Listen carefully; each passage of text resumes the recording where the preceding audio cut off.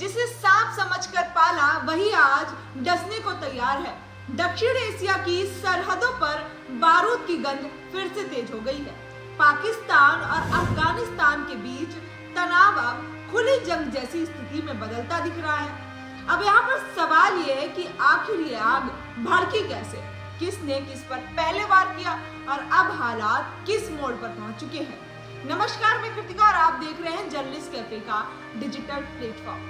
आधी रात पाकिस्तान ने अफगानिस्तान के सैन्य ठिकानों पर एयर स्ट्राइक की। पाकिस्तान का दावा है कि उसने अपनी सुरक्षा के लिए कार्रवाई की, क्योंकि पाकिस्तानी तालिबान यानी टीटीपी के लड़ाके अफगान जमीन से ही पाकिस्तान में हमले कर रहे थे। लेकिन इस हमले के बाद हालात बेकाबू हो गए। बता दें कि तालिबान ने जवाबी कार्रवाई करते हुए दावा किया कि उसने पाकिस्तान के 55 सैनिकों को मार गिराया और 15 से ज्यादा सैनिकों को बंधक बना लिया है। इतना ही नहीं, तालिबान ने पाकिस्तान के एक F-16 फाइटर जेट को मार गिराने का भी दावा किया है। दोनों देशों की सीमा पर तेज झड़पें जारी है और हालात बेहद तनावपूर्ण बने हुए हैं।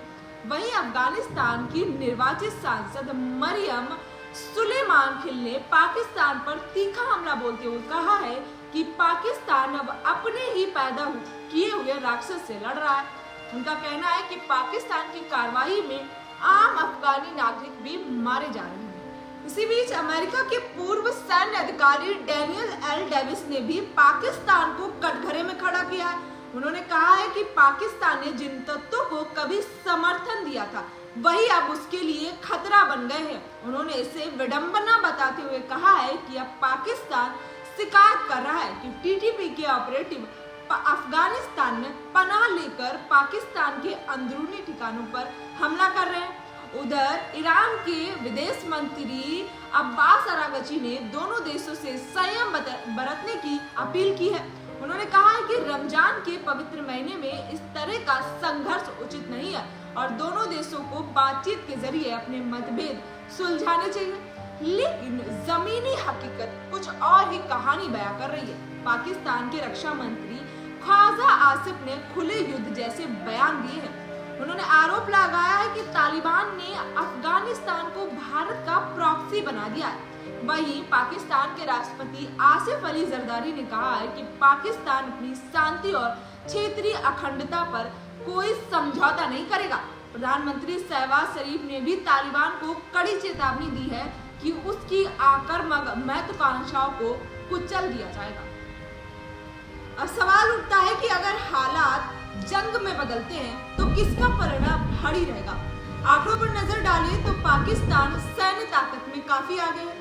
पाकिस्तान के पास लगभग 2677 टैंक है, जबकि अफगान के पास 100 से 200 के बीच टैंक बताए जाते हैं, जिनकी हालत भी बहुत बेहतर नहीं है। वहीं पाकिस्तान के पास 59,000 से ज्यादा बख्तरबंद गाड़ियां और 6,000 से अधिक आर्मर्ड फाइटिंग व्हीकल्स भी है, जबकि तालिबान के पास कुछ हमवी गाड़ियां हैं जो अमेरिका सेना के अफगानिस्तान छोड़ने के बाद वहां रह गई थी। और अब तोपखाने की बात करें तो पाकिस्तान के पास करीब 8600 तोपें हैं, जबकि तालिबान के पास कुछ 100 ही है। इतना ही नहीं, हवाई ताकत में भी पाकिस्तान काफी भारी है। करीब 1399 विमान, जिनमें से 400 ज्यादा फाइटर जेट है। इसके मुकाबले अफगान के पास करीब 909 ही पुराने विमान हैं और 23 हेलीकॉप्टर बताए जाते हैं। यानी सैन्य जर्नलिस्ट के